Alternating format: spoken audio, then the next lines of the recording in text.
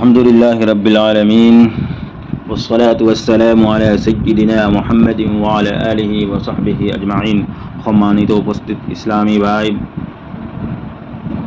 ও আমার মুসল্লিয়ানে কাম, আজি আমি অতি গুৰুত্বপূৰ্ণ এটা বিষয় আলোচনা কৰিম। গিবত, নিন্দা আৰু চুগলগুৰি এজনৰ কথা আনজনক লগোৱা। আল্লাহ তাআলাই মানুহৰ মান সন্মান ৰক্ষা কৰিবলৈ আদেশ দিছে, কিন্তু বৰ দুখৰ কথা যে বহু মানুহে নিজৰ জীৱাৰ কাৰণে ডাঙৰ গুনাহত লিপ্ত হয়। আল্লাহ তাআলাই কুৰআনত কৈছে, আউযু বিল্লাহি মিনাশ শাইতানিৰ ৰাজীম, ইয়া আইয়ুহাল্লাযীনা আমানু ইজতানিবু কাসীরাম মিনাজ-যন্ন ইন্না বা'দাজ-যন্নি ইসমুন ওয়া লা তাজাসসাসু ওয়া লা ইয়াগতাব বা'দুকুম বা'দা আইয়ুহিব্বু আহাদুকুম আন ইয়াকুলা লাহমা আখীহি মাইতান ফাকারিহতুমুহু ওয়াত্তাকুল্লাহ ইন্নাল্লাহা তাওয়াবুর রহিম। এই আয়াতটোৰ অৰ্থ হৈছে, হে ইমানদাৰ বন্দাসকল, বেছি সন্দেহ নকৰিবা, গোপন দোষ বিচাৰি নুফুৰিবা আৰু এজনে আনজনৰ গিবত নকৰিবা। তোমালোকৰ মাজত কোনে নিজৰ মৃত ভাইৰ মাংস খাবলৈ ভাল পাবা? নিশ্চয় তোমালোকে তাক ঘৃণা কৰিবা। আল্লাহক ভয় কৰা, নিশ্চয় আল্লাহ তওবা কবুল কৰা আৰু পৰম দয়ালু। প্ৰিয় ভাইসকল, এই আয়াতে আল্লাহে গিবতকে নিজৰ মৃত ভাইৰ মাংস খোৱাৰ সৈতে তুলনা কৰিছে। ইয়াতকৈ ভয়ংকৰ উদাহৰণ আন একো নাই।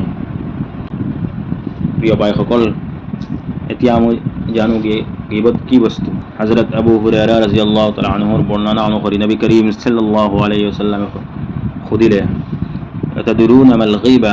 সাহাবাসকলে ক'লে, আল্লাহ আৰু তেওঁৰ ৰাসূলেই ভাল জানে।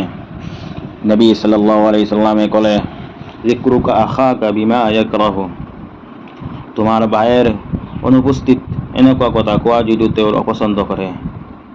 তোমাৰ ভাইৰ অনুপস্থিত এনেকুৱা কথা কোৱা যিটো তেওঁ অপছন্দ কৰে।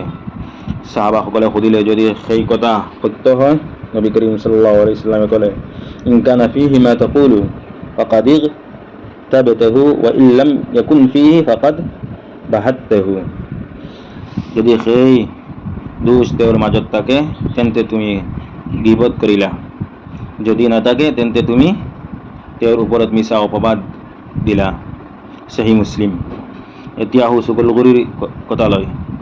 চুগলখুৰি হ'ল এজনৰ কথা আনজনৰ ওচৰলৈ লৈ গিয়ে তেওঁলোকৰ মাজত বিবাদ সৃষ্টি কৰা। এজনৰ কথা আনজনৰ ওচৰলৈ লৈ গৈ তেওঁলোকৰ মাজত বিবাদ সৃষ্টি কৰা। নবী কৰীম সাল্লাল্লাহু আলাইহি ওয়াসাল্লামে কৈছে, লা ইয়াদখুলুল জান্নাতা নাম্মামুন, চুগলখুৰি কৰা ব্যক্তি জান্নাতত প্ৰৱেশ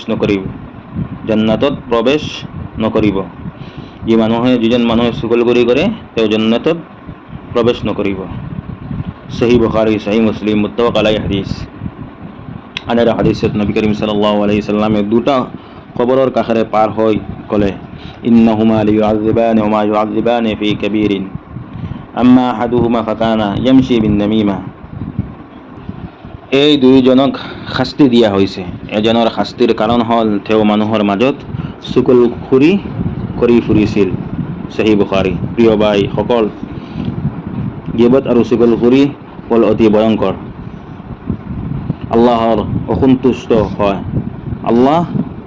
অসন্তুষ্ট হয়, নেক আমল নষ্ট হয়, মানুহৰ মাজত শত্ৰুতা সৃষ্টি হয়, পৰিয়াল আৰু সমাজ ভাঙি যায়, কিয়ামতৰ দিনা নিজৰ নেকি আনৰ ওচৰলৈ গুচি যাব। সেয়ে আমি কি কৰিম?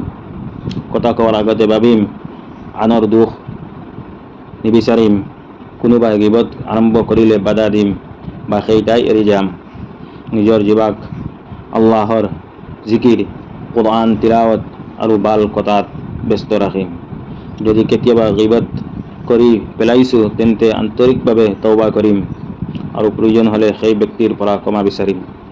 শেষত আল্লাহ তাআলাই আমাক গিবত, চুগলখুৰি, মিছা কথা আৰু সকলো ধৰণৰ গুনাহৰ পৰা বচাই ৰাখক, আমাৰ জিভাক পবিত্ৰ ৰাখক আৰু আমাক জান্নাতবাসীসকলৰ অন্তৰ্ভুক্ত কৰক। ওয়া আখিৰু দাৱানা আনিল হামদুলিল্লাহি ৰাব্বিল আলামিন।